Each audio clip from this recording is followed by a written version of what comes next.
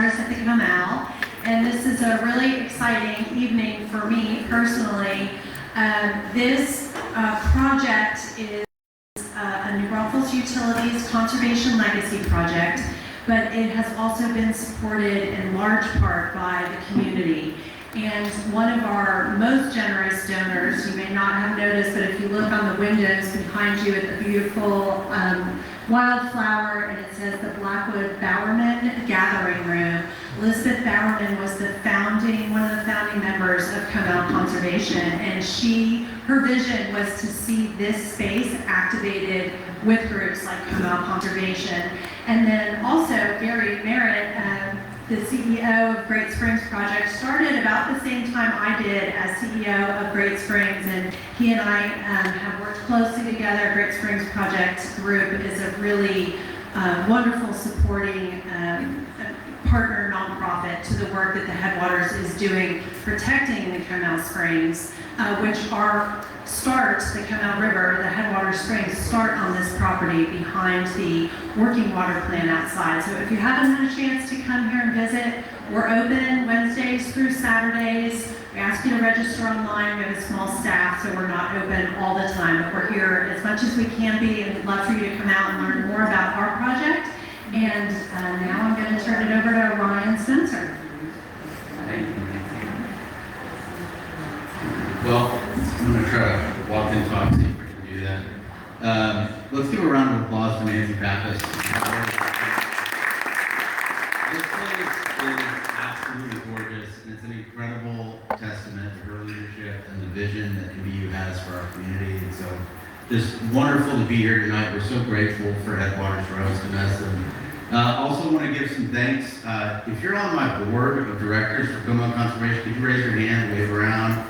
Round of applause for these folks right here.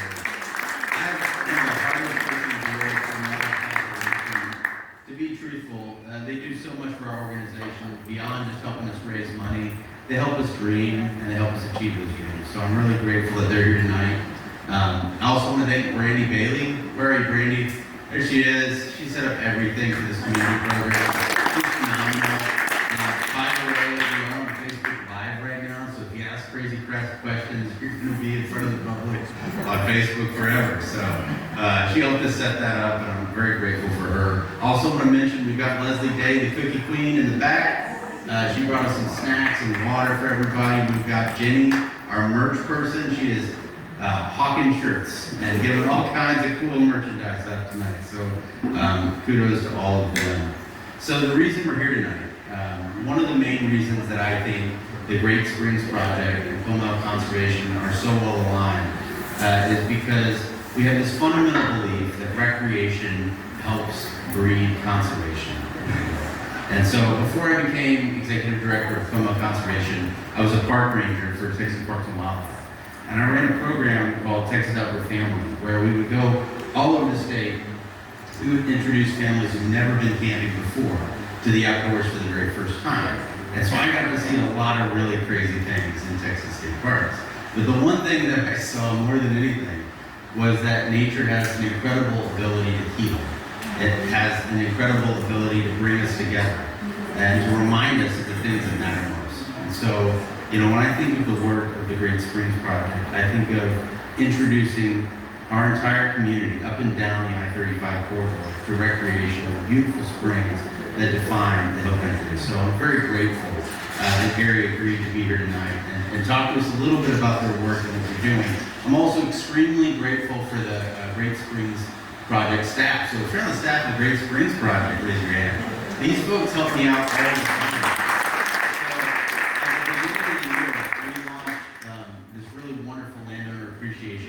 We relaunched it. We started it in 2023 and then relaunched it this year. We've done 4 landowner workshops in 4 months, and we've met with over 60 landowners in our community who are all interested. They're in the beginning phases of going through a conservation easement for their property. And so at every turn, their staff was there to help us, to help bring people to the table and introduce us to folks they knew. And so just very grateful for the collaborative spirit that GSP brings to our community and the sector of nonprofit work.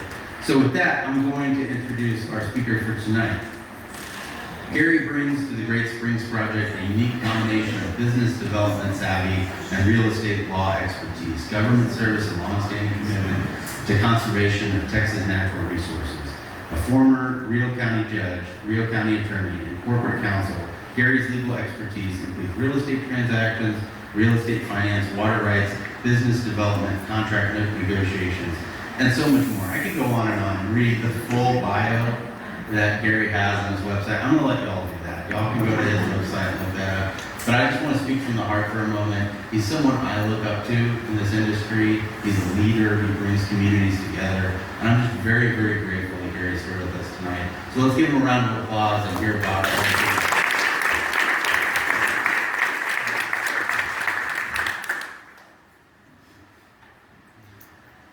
Ryan, thanks for the introduction. Thanks for the invitation. And Nancy, thank you so much for the kind words as well. It is terrific to be here with you all and to talk about Great Springs Project, but most of what I'm going to talk about is the way that we all work together for the creation and protection of the things that are most important to us, the things that we value deepest. I talk about Great Springs Project a lot in my work, and Dirk is, when he walked in, he said, "Look, I've heard you give this presentation 10 times. You better say something interesting tonight." A bit of a paraphrase, but it was something like that. So I'm gonna, what's new? I'm definitely going to talk about what we do and how we do it, and who we do it with, and all those other things. But I also want to talk about the why for us as an organization, the why for me personally. And what I hope that does is encourage you all to ask questions, because ultimately we want to be as good as we can be so that we can be the best partners that we can be, so that the work gets done as well, as efficiently, and as quickly as it can get done. And the way that happens is we all participate in that. You help make us better. Make us better tonight by asking questions and having us think about things that we're not thinking about. An agreement we can make. That last bit's a bit of a hook and a trick. So Marjessica Brown is here from Great Springs Project. There's Marjessica, right there. There's Courtney Lyons Garcia from Great Springs Project. That's something I do with my team a lot. Is I'll talk for a few minutes and then they get kind of lulled into a sense of complacency, and I'll say, "Is that something we can agree on?" And then usually they say yes, even though the agreement part was sort of tucked in the middle. Also, Mayor, nice to see you. Be here. Yes. So I'll talk for a few minutes, and then hopefully we'll all talk some. Great Springs Project. I'll back up from 6.5 years ago when I started there, and say that I've had the privilege of doing different things in my life and in my career. As Ryan mentioned, I am from Rio County, which I kind of see as Lakey out in the hill country. I grew up there, left as quickly as I could to seek fame and fortune, and then got back as quickly as I could, and so realized that everything I ever wanted in life was right there. Growing up like that, I had the privilege and the honor of being really connected with the outside world. We were a super poor family. We didn't have toys and too many things to do in the house. Everything was outside for us. And like a lot of people out there, that was the best place to be. And so we were out there. They call it Lakey Springs now. When I was a kid, that's Gunpowder Springs. And the Frio River is there, the Oasis River is there. And I grew up like that. With my cousins and friends, we were outside all the time and enjoying it. And I bet you're thinking, hopefully, about times that you've done that too, growing up or now with your family, and what that feels like, just that pure recreation of being outside. Amazing. It took me a lot longer to figure out that what I was really feeling was the connection of me and that place, and understanding that that place for me and those places for me are touching something inside. They're touching a part of me that I don't get any other way.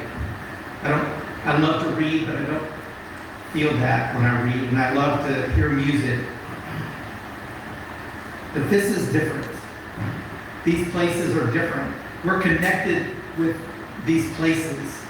Somewhere deep, deep, deep in our DNA, there are those connections where it feels bigger than ourselves. Whether you're looking at the stars or the sunset, or you're on a hilltop and you can see a valley below you, or you're in water like that, there's more there. And it helps us to see that there's more there than we can experience in other ways. And it makes us want to be in those places. Maybe not consciously, but instinctively we feel ourselves drawn to those places. And I know this group, and I know that you all have those places in your mind too. So there's that part of life. They're kind of going on in the background. And then when I had the opportunity to work at Great Springs Project, I did it with the full knowledge that this is another alternative. Like this is the why for us. These are great places. These houses are great houses. There's nothing wrong with anything that's in that picture, except we've got to make sure while we're doing that we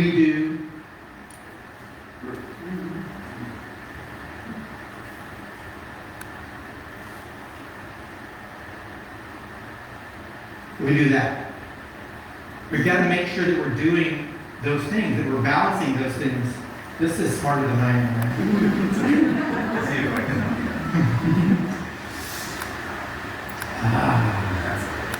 There's a tool. The thing makes a lot of difference. This is going to be totally different. Well, see, that's right. It's probably still the right? Technology is fine. It's the God. So here we are. This is what we deal with. And y'all seen these numbers. You know these numbers. This is why you're in this room right now, because these numbers are impactful to you. We have a growing population in this state. 32 million people now, 50 million people on the near horizon.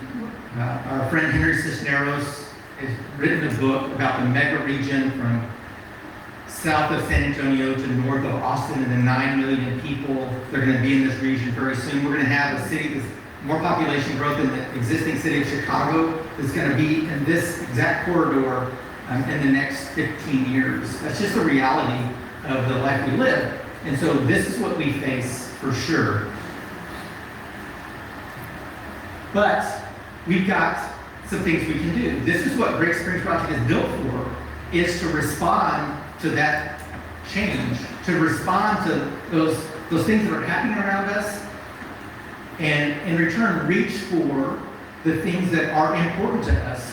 So for us, we have distilled that down as a mission into two things. One is trail, hike and bike trail that connects 5 counties, 12 cities, 4 springs, the Alamo, and the Capitol, and all the population in between, figuring out some way to get into that. 50,000 acres additionally in conservation over the recharge zone of the Edwards Aquifer between San Antonio and Austin. That number, that 50,000 acre number, started for us in 2020. When we started that, we looked around and we looked at some studies that the Meadow Center for Water and the Environment has done, and some other studies. And there were around 52,000 acres already in conservation or protection at that time. And we looked at maps and reports, and we said, okay, here's the goal. Let's add another 50,000. And at that time, in 2020, we were seeing those headlines of the fastest growing counties and fastest growing cities. And we thought about the trail and how it's going to work in there, and all those rooftops popping up. But we said, yeah, that's us. We want to stand for that. And so we said, okay, we're going to plant the flag. That's our goal right there. That's what we're going to do, because we've got to get people out of these places. We've got to provide them the opportunity to be out there and to stand on those hilltops and to see that water and to watch those great horned owls in the trees by the spring. We've got to get people out there. Because when they're there and they feel that connection, if they'll fall in love with it, they'll want to do something about it. We want to protect the things we love. And just like Ryan is talking about in his work, it's the same thing. You've got to get people there. You've got to spend some time in some silence. You've got to understand where you are. And then you've got to say, okay, let's do something about this together. And that's what we do. So when we put this project together, we said we want to stand for those two things. We want to get people out there and we want to protect it. And we want to build it in a way that invites people in every way that people want to come into the work. And so there are lots of reasons of why. You can see those things on the screen. There may be other things that you're thinking of. But we've got to provide every opportunity for people to say, yeah, that's something I want to be involved in. That's something I want to do. That's a partner I want to have. And that's work that I want to take on. And we said, okay, we're going to do this. Let's make it really simple. Let's make it so simple. I'm from Lakey, Texas. Simple. It's got to be simple for me. So I said, let's do two things. We're just going to do these two things. And everything we do is going to distill down to these two things. We're going to get trail on the ground. We're going to get land and conservation. Okay. And you'll see us in everything we do, every conversation about our work, every project we take on, every partnership, we say, okay, let's talk about all the things, all the money, all the people, all the time, and all that. And then at the bottom of that page, does it get trail on the ground? Does it get land and conservation? We've got great friends and partners that do other things as well, all in the nature of protecting this place where we love. And we support that 100%. But in our work and our mission, it's one of those two things. And then secondly, we said, look, we cannot get there, we cannot do this work unless we have our arms wide open. And we're not just inviting people to join us, but we're finding ways for our partners to be successful with us. We recognize that there's so many great organizations, so many local governments, so many people that are doing great work. And if we can find ways to support that work around and find the places that work overlaps with our work and say, okay, you're doing these things, we're doing these things, the Venn diagram, where it overlaps, let's do that together. Because if we can help you be successful in those things, you're going to work toward the mission. And so we do that. It's always together for us. We think about all the land conservation work, the different ways that we can do things, from conservation easements. So we work with landowners. There's Marjeska, and there's Courtney there. The workshops that Ryan is talking about, land visits. I'll talk more about our contacts with landowners. We're out there. We're getting to know people. We're providing an opportunity for them to explore conservation for sure. And then sometimes we recognize there's property that's for sale that should be protected. And so we try to figure out how, on our own, with a partner, with a conservation buyer, whatever it is, how we can acquire that property, have that property be acquired in the conservation pipeline. So moving it toward conservation through an acquisition. We got to all of that work doing three things. I said I was from Lakey, right? So it's going to be one thing, two things, or three things. No more than three things ever. We said we need to do three things. One is we need to know this property. We need to know each piece of property. We need to know why it's important. So we spent some time and did a report of every tract of land, 50 acres or more, over the recharge zone of the Edwards Aquifer between San Antonio and Austin. And we pulled a bunch of data together, riparian corridors, to villaging corridor habitat, to karst, to connectivity or closeness to other conserved lands, and we put that together so that for any parcel of land, and we've got it all in GIS, we can look at that and we can say, okay, here's the things, the reasons that this property is really important for conservation to us.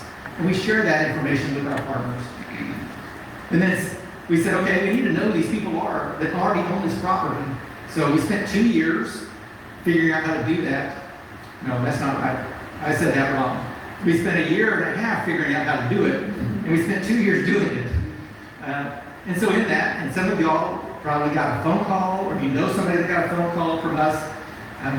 All those 831 landowners that own 50 acres or more in this corridor, we try to figure out some way to just call them and say, we want to introduce ourselves, we'd like to get to know you, we'd love to have a cup of coffee with you, this is who we are, can we get together?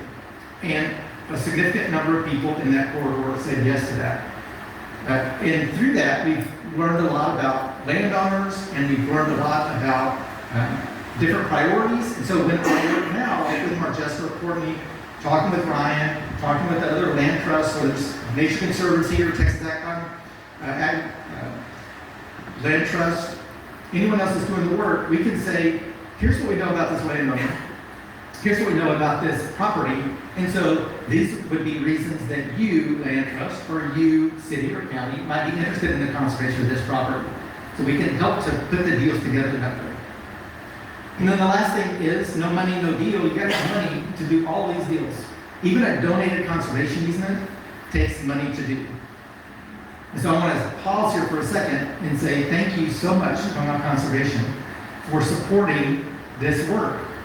We've been the recipients of funding from you that we give to landowners to do due diligence, to move forward a conservation easement, whether it's an appraisal or any of the title work or specialty reports that need to be done.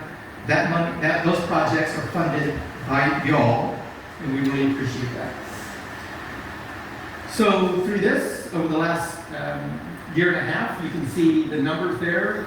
This is just the Comal County closings. There have been others as well. There may be others of which we're not aware. The database for this gets done every 2 years. And so we're kind of gathering information anecdotally, but trying hard. Got some pipeline projects. These are not all deals that we close ourselves. So we think about partnerships. So there's the land trust community, there's the cities and the counties that are doing work. There's Compatible Lands Foundation, it's a part of conservation from Camp Bullis. We're all on that team. We want to support them in however way we can with resources or support, relationships, and then celebrate with them when deals get closed. All right, I'm going to run through a couple things on the trail side, and then it'll be question time. So the trail, Alamo to the Capitol plus 4 Great Springs.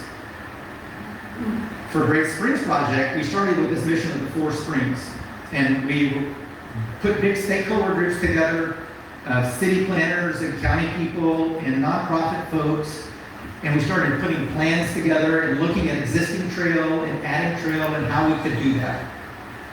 One of those stakeholder meetings was right over there, right? And that there used to be an over there. Yeah. You think it's right here? Yep, it was right there. It was right there. Okay. Yes. And that work advanced.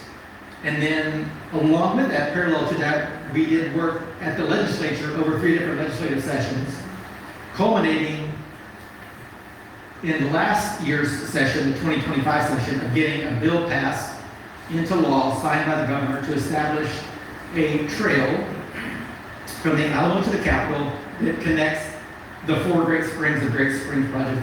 That's language from the bill. Yeah, that's a big deal.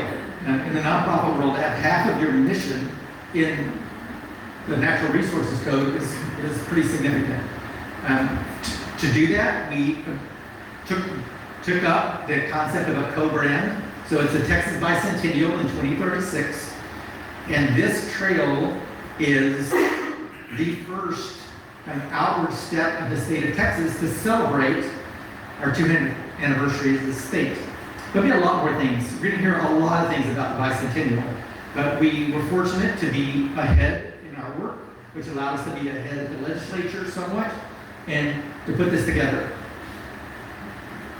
There also means that the deadline, which felt much further away on, say, February the 1st of 2025, when the bill was filed, than it did on May the 31st of 2025 when the governor signed it. January the 1st, 2036 got there really quick. I mean, it's right there. It's right around the corner. Specifically, it's 9 years, 6 months, and 19 days, more or less. But we think about that all the time. We were already thinking in those terms, and now we really think in those terms. So in our planning, something's changed in our planning of having that date in the Natural Resources Code. There are things that we can work on now that are great trail projects that we cannot get done in 10 years. And there's a lot of reasons for that. And so we'll keep working on those pieces and make sure we're on the timeline, on the alignments to get the other parts of the trail done. We will have a fully connected trail, no question, that will continually be added onto piece by piece. So this is San Antonio to Austin, that's one thing. It's Alamo to the capital. But we've been having outreach with a lot of other communities about adding into that. Because we want people to be out there to use these things. We want people to be able to walk or ride their bikes from wherever to come right here. To come to see the headwaters of the Comal. And to go by and to see property that's been protected. And to stand in those places and say, Karst. Karst. Tell me about Karst. Karst with a K, and understand why. 80% of the population in Texas, making math, 32 million times 0.8, so 24 million people right now live within a 3-hour drive of some part of this trail. That's a lot of opportunity to get people here, to get people there, to get people out here to recognize why this place is important to us. So just a couple of wonky things that we do on the trail side. We have been the beneficiary of funding from Texas Department of Transportation. They have a grant program called Transportation Alternatives. So we have applied for these in different ways. We've got a lot of public funding for our trail planning work. But I'll just hit a couple of highlights. One is this corridor study that we're in the second year of that identified, really took our trail plan and stretched it out, and then through that got to getting to design of particular trail pieces. So 9 different segments, we're getting to 30% design, including 2 here in Comal County, Elizabeth Street and Schwab Road. We'll finish that by the end of this year, but the idea is if we can get to 30% design on these segments, then that helps us get funding for construction. That's the whole concept. So we did this tier thing to get to the 9. Actually, we got to 7, and then people liked the work, and so we got actually private funding for 2 more design pieces, how we got to 9. But we've got tier 1, tier 2, and tier 3 projects. So this work is ongoing. We'll finish that in 26, and we'll also start in 26 this work with Union Pacific. So 2 of our bigger trail interaction challenges in this corridor are heavy rail, Union Pacific, and quarries. It's just the reality of the landowners and the infrastructure that's there. So we've got to work on these 40 trail crossings in 4 different counties. And so we've been working with Union Pacific in a lot of different ways. We supported some funding for them in the last legislative session, and TxDOT gave us this grant to continue that work. And this is just ongoing work, so we'll continuously be engaged in this with Union Pacific. Let me just back up and say this. This, for example, this grant is $2 million, which feels like a lot of money. And it is a lot of money. It's big, heavy work. Our obligation as the grant recipient is 20% of that plus an administrative fee that TxDOT charges us. So we had to raise $460,000 to do this work. And we were successful doing that plus a little extra because it's really good work. This is $1 million. So here's $250,000 that we'll need to raise to do the work. But it's what we're built for. It's what we do. And we're deeply appreciative of the partnership of TxDOT and Union Pacific to do that. Here in Comal County, just a few things. I probably forgot some things, but we got funding to do some studies through the Alamo Area NPO, that's AMPO. Two of those here in Comal County. One is FN 482, which has the dry Comal paralleling it. So basically taking from the existing dry Comal work that the city of New Braunfels doing and moving that down toward the town side of Comal. We did a land project there a couple of years ago with the city of Schertz. So as you're driving down 482, please be careful first because of the trucks. Also notice that the dry Comal is pretty darn close to the road.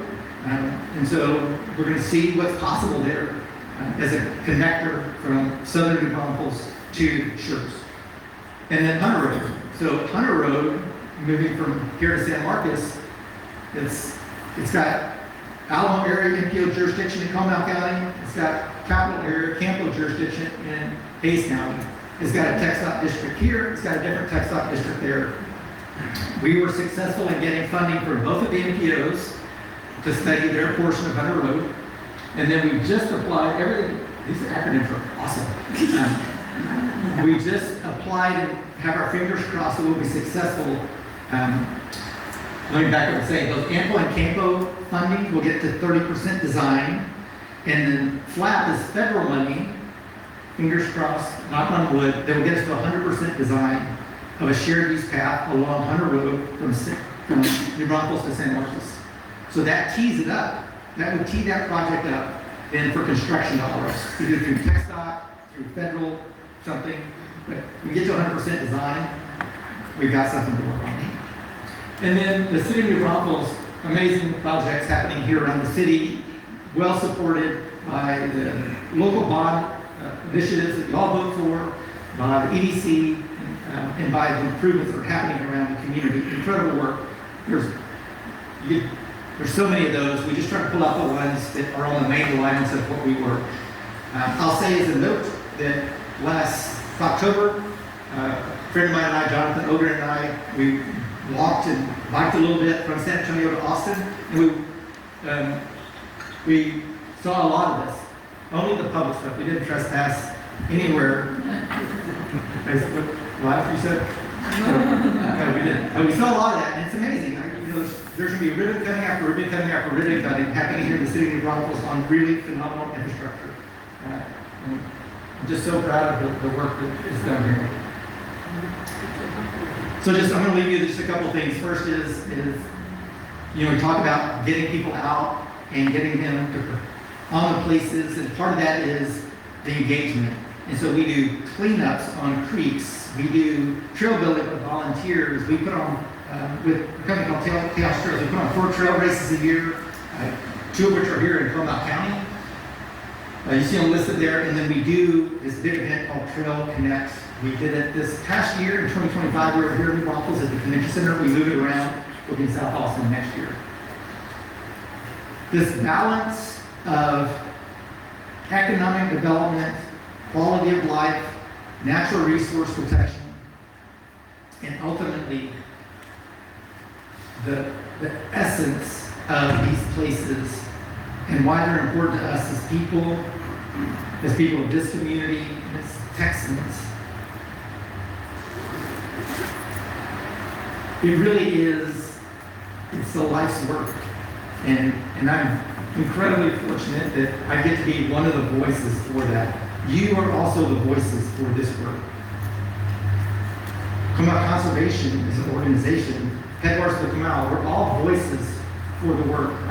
I'm deeply grateful for this chance to talk here tonight. But when I leave here, I'm even more grateful that y'all are going to leave here and we're going to keep the work going. And you're going to do what you do. And we're all going to work together because we can get there. We can do this. So we've got a ton of stuff for us on our website. We send out a monthly newsletter. You can check that out. This is the part where we're going to ask some good questions, I hope. And I'm really appreciative of you all for the time tonight. Thank you.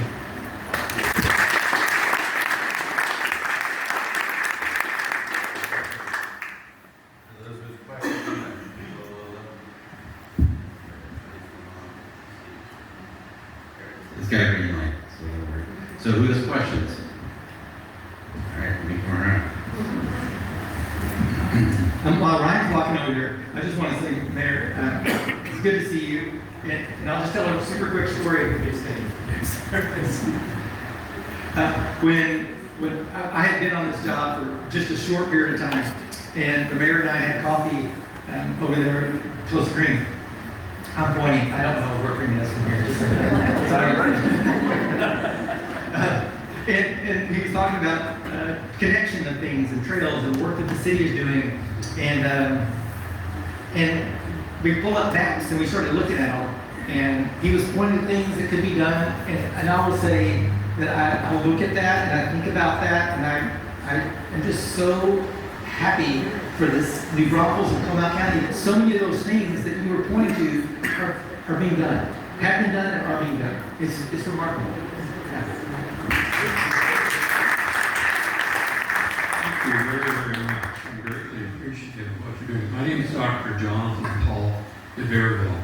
For 30 years, my wife and I, we ran the Alamo Plaza Spa Manor Hotel right next to the Alamo. And I was so delighted when I saw this coming, but unfortunately, we had to close the spa because of COVID, and now the state of Texas owns the Manor Hotel. That's a whole other story. And I'm really grateful the way you presented in terms of you speak from the heart, and in terms of your relationship with nature. One of the great German scientists, Victor Schauberger, said that water is the blood of nature. And so one of my goals, I turned 80 recently, and is on 2036, is to walk the trail, not when I'm 90, from the Alamo to the campus. So that's but, before that, I have an issue, a problem right now in terms of the blood of nature. I'm now living on Potter's Creek Canyon Lake, and they're proposing dumping treated services, wastewater shit into Canyon Lake, into our drinking supply. So please check this out. We can do some purple plumbing. There's technology that we have now. There's plasma. The Germans really know how to clean water, and we need to get some of that technology here upstream. I mean, even starting from Kerrville all the way down. So this is what you've done for it in terms of the verticality from the Alamo to the Capitol. We need to do in terms of the Guadalupe Water Basin all the way down. So I'm a bit passionate about that. There is going to be a TCEQ meeting on the 2nd of June at the Bulverde Hampton Inn, 46 and 281. We hope to pack that. There's other things. Go to the neighbor next door. You know all this. I should be speaking with my friends here. So please be attentive to Substack. Brent Wewell. I don't know if any of you know Brent Wewell. He's right. We're looking at anyways, what you're doing sets a model. You as well as Wimberley and One Water. I'm so grateful, so happy that you're doing this and you've set up. And we need to do that though for the Guadalupe River Basin. So thank you so much. Well, thank you. Thank you for your advocacy on behalf of the river. Absolutely. Yeah. So, other questions for Garry? Over here.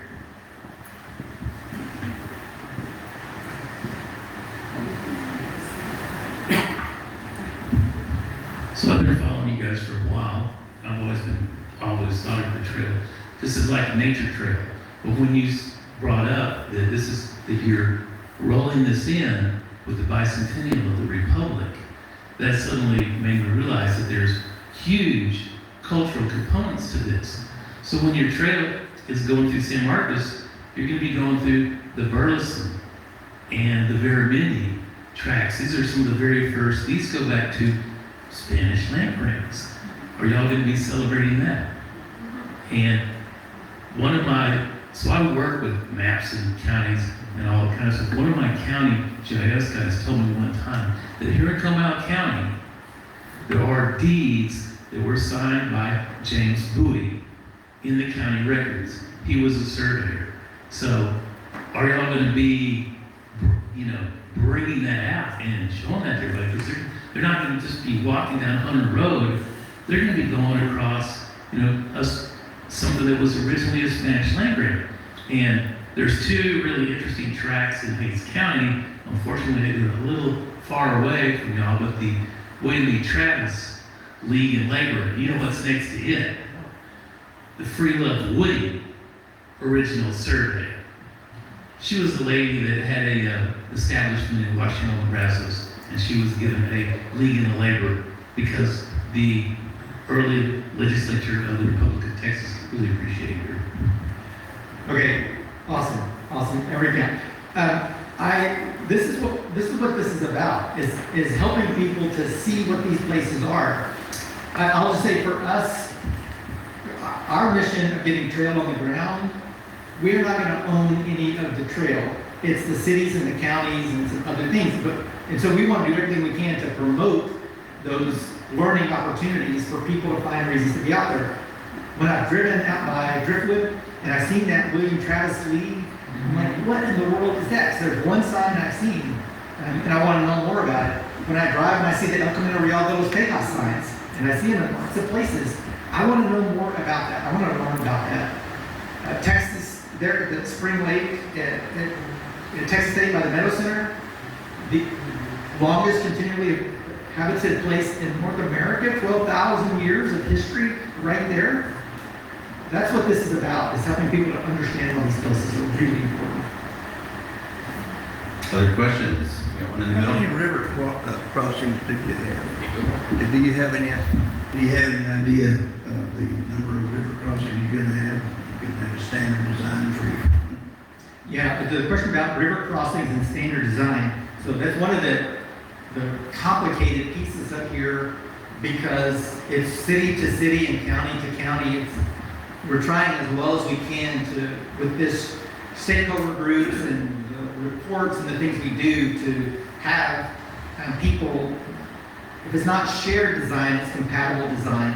But the trail itself has all characteristics. In some places, it's hardtop cement trail because it needs to be in those places. Like for example, the city of San Antonio, they have a phenomenal trail system based around the creeks in San Antonio, the Howard W.B. Linear Greenway trail system. Those trails are concrete because they're down, they flood, and they need to be concrete for the protection of those water sources. In other places, the trails are more natural surface. San Marcos being a good example of that. Here in New Braunfels, it's some combination of hardtop and natural surface. So trying to blend those together. As far as the number of rivers we cross, it's a different way to put a trail system together for sure, because most trails follow a waterway or a water course, not us. No, not us. From the Colorado up and down to the Blanco to the San Marcos to the Guadalupe, and then the creeks in between to the San Antonio River. Also, we don't have the abandoned railway, because that's a lot of these trails that look like that, where there's was a rails to trails thing that does not exist for us. But in between the rivers are creeks, and there are a lot of them, and so we're finding ways to make that happen. Do you have a standard right of way you're trying to get? The minimum width of right of way anywhere is what we look at as 30 feet, but more is better. It depends on the topography. So we've got projects where we've done conservation work, or work with the landowner, open space protection, where you don't know what the right of way is because it's just set up well to do that, where you're walking without fences. But in other places, because of those properties, the properties next door, it needs to be fences. Or now we're in a meeting today talking about hedges, and so it really varies. Yeah. The whole key though is for us is not just to build the trail, but to build a trail that people want to use and want to appreciate and want to take from that. I want to know more about these places, this place where I'm standing right now. All right, friends, other questions for Garry? All right. Oh, you got one up front. Here you go. You've talked a lot about making trail systems accessible, and cities like Austin, San Marcos, and New Braunfels are transitioning to more of a paid parking system in a lot of areas that are used for recreation, like city and riverfront parks, which some might say are making these spaces inaccessible. So in GSP's interactions with landowners or entities, are there conversations about parking, paid or unpaid, before a property is conserved? Yeah, that's a really good question. This kind of urban, open space interface, and what is that like for people? For us, all of our trail work, we have a partner, lots of times multiple partners, city, county, a nonprofit, even some people, real estate developers. There's developments that are coming along, and we're helping put trails in those developments, as long as they're publicly accessible trails. And so in each of those cases, we think about and work with having people be able to access those trail pieces. Again, it's not just building trail, it's building trail people can use and want to use. So parking is a big part of that. Trailheads themselves. In a more urban environment, we focus on think that concept that your front door is the trailhead. How can you get from your house to some kind of a public access that then leads you to the trail system? And so there's this 125-mile spine, but just like in the road system, other trails that come off of that, to sidewalks, to other things. We rely on the cities to provide infrastructure themselves, because all of this trail is within some local government jurisdiction. Mainly cities, some counties, with the exception here in Comal County, the county does not have a parks department, and so has not taken on trail itself. And so our work here in Comal County on the trail side is with TxDOT a lot, with the development community. And there are going to be some places that we may hold the trail easement, and we may have some responsibility for that, or with partners. But in every case, we're just trying to figure out how to make it be the most accessible, not just usable this way, but how do people get into it? And parking can be part of that. I'll just point one other thing. You see a variety of things when we say trailheads. You know, you might think of like Land Park, you know, paid parking and different things like that. But most of these trailheads, or these kind of access trails, aren't that at all. It's pretty low key, pretty low intensity development, often a natural surface or a crushed asphalt, granite parking lot, little split rail fence, small kiosk with a map, and then you get on the trail. I hope that answered your question. This should be great for the state of Texas as well as any county that this goes through, and it would increase property values and everything else. The administrative fees are really high. Texas got at 15%, and some of these others.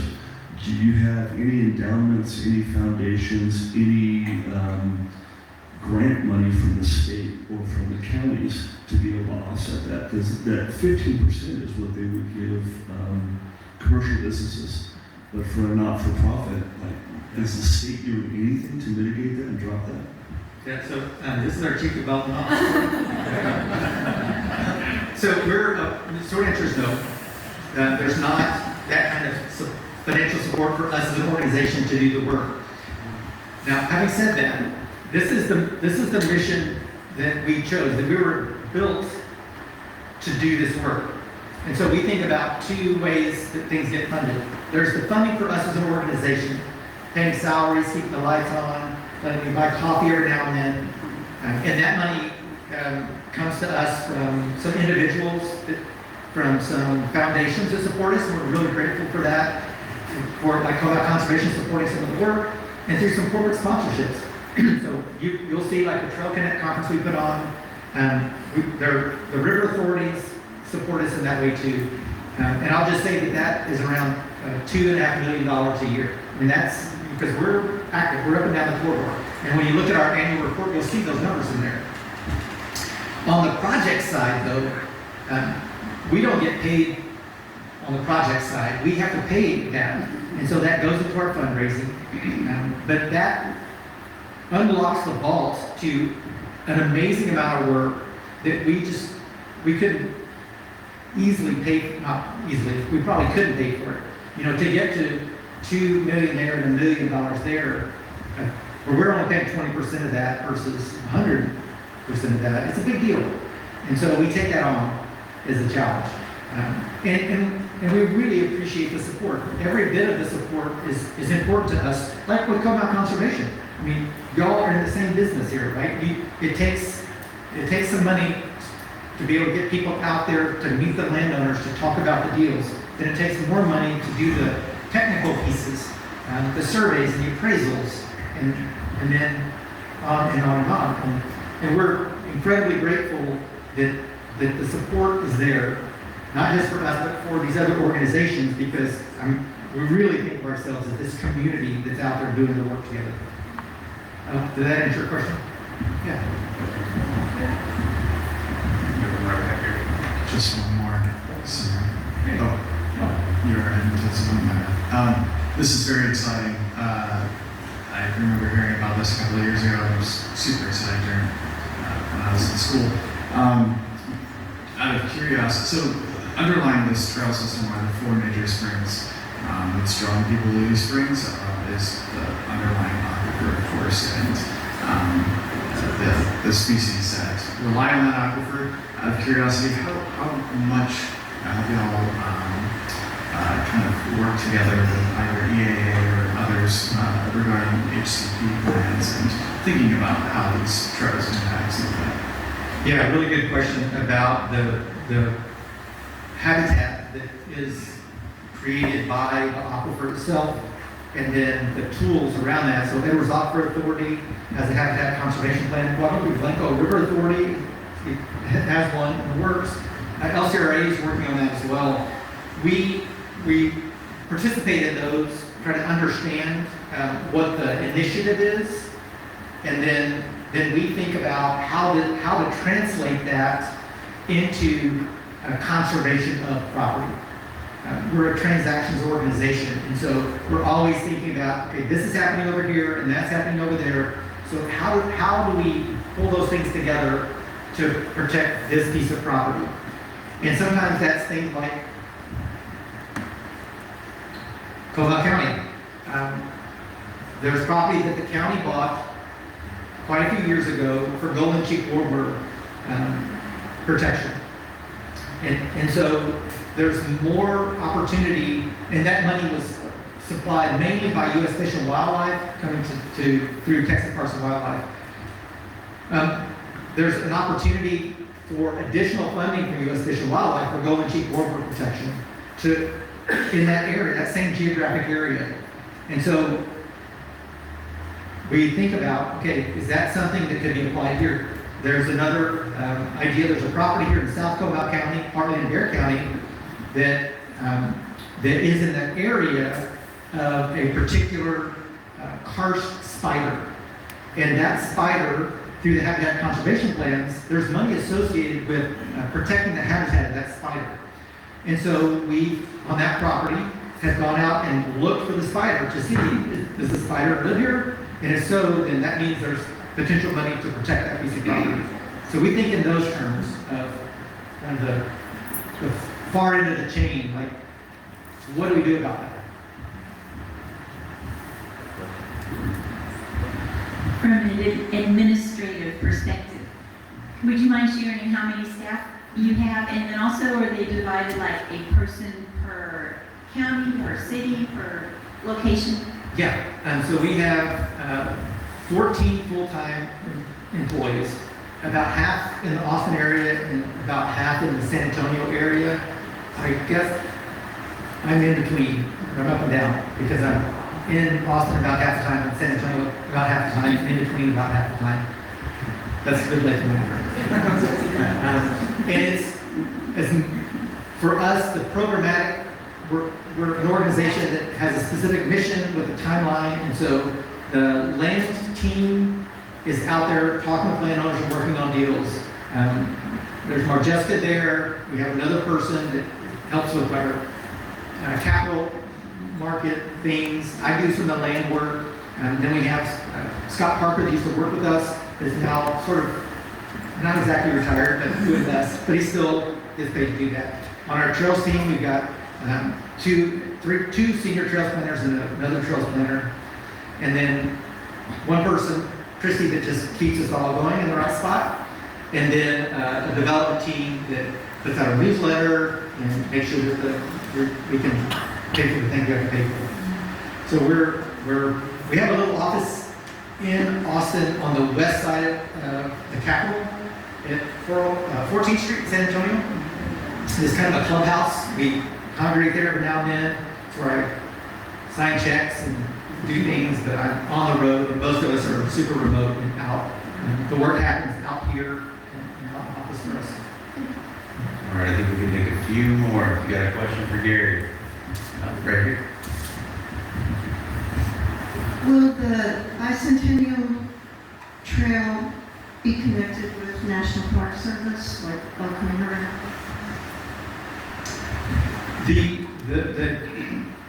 in and of itself, there's not a connection to the National Park Service, but we have talked with, and Courtney, Garcia is an expert in this. There is an opportunity for sections of the trail to qualify for a status, either a recreational trail or a historical trail that has National Park Service status, where you get on the maps and you get the imprimatur, you get is it arrowhead? Is it The triangle. triangle? Yes. And so we're thinking in those terms, and you have to have a certain length with a certain amount of time. But when we can put enough of these segments together to do that, then we want to do that because it's a big deal. It's a really big deal to have that. There was, in the early days of the Great Springs Project, one of the divisions of the National Park Service provided support for us for our trail plan. That was terrific. We're grateful for their support. I will say though that 40% of the trail, more or less, falls within the designated trail corridor for the El Camino. So Gary talks to Stephen at LCAT all the time, and El Camino has actually added the Great Springs layer to their map online to highlight the areas where it goes a lot. So there'll be a lot of opportunity for co-branding and opportunity for interpretation. We've had the Park Service staff from Santa Fe out in February looking at two developments that will be coming out of the Northwest Park here. You know, the new Northwest Park that the City Council last night passed money, and they're going to clean that up and start putting trails on it. So I'll be open by the end of this year, we believe. So coming out of that, we're going to build a trail in the next year and a half or so that comes out of that towards Meeker. That'll be the extension of Alligator Creek, and that is right in the middle of the El Camino corridor. So Park Service is out here looking at it. They're adding it to their long-term plan for signage. So we're just, Gary talked about arms open wide and all the partners, and our Park Service has been a fantastic partner for helping plan, but also when the trail's there, then what, right? Like the next step of now we can do full interpretation. So they're really good. All right. Oh, yeah. Okay. Well, I just have a question. Is there a publicly available map that shows those kinds of plans? Like how, the details? Yeah. So right now, what we do is every year we update the trails plan, and that is on our website. And that shows the trail that's already completed, like with a solid line. It shows trail that's planned and funded, a certain kind of dash, and it shows the section of the trail that are being planned and not yet funded in a different kind of dash. So you can use that to see, and again, every year that gets updated and will be part of the bicentennial report as well. And so you can follow along to see what's where. But that's only once a year. That's once a year that we update that, but the things we do in between, we just do them in between. We do, in our monthly newsletter that comes out by email, when we do have announcements, we put those in there so that you can see, okay, this funding got awarded and things like that. Oh, we got one in the back. Here we go.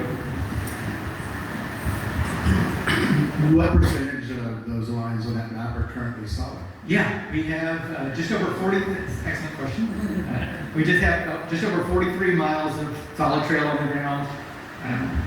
Right at the third, there's about a third of it, another third where the trail is planned and funded. We're just getting into the construction phases of that. And some of that construction is going to take 3 or 4 years.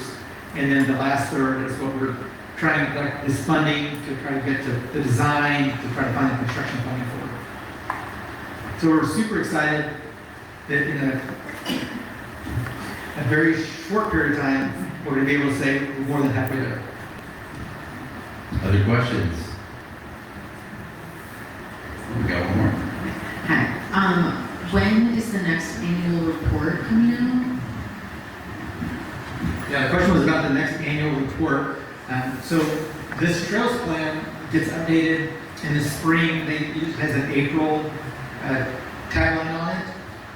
So what you see on the website, hopefully you see the one that says April 26th, but when we move to more of the bicentennial report, we're going to try to issue that early in the calendar year, like in January, and get it ready by the end of the calendar year, and then have it issued January, February, a little bit earlier in the year.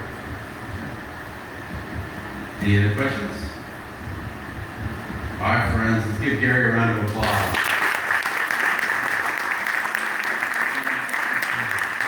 just say, partnership is at the heart of what we do at Comal Conservation. We could not do it without all of our partners and our friends and folks like Garry. And so we have this cool tote bag full of really awesome swag for you. In it, we also, our friends over at Friends of Land Park have provided a book on Land Park for you.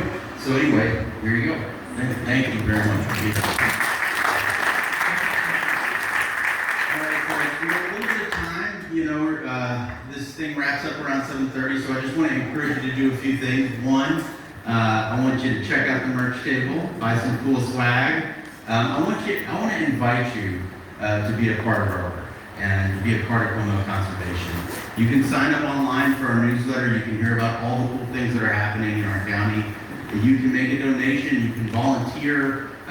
We need all of you to help us because you put the wind in our sails and you help make this work happen. And so I also want to encourage you, almost every single time we have a community program, I take a platter of cookies back to my wife. And I don't think she is happy about that. I don't think she likes it. So please eat more cookies. They're right over there.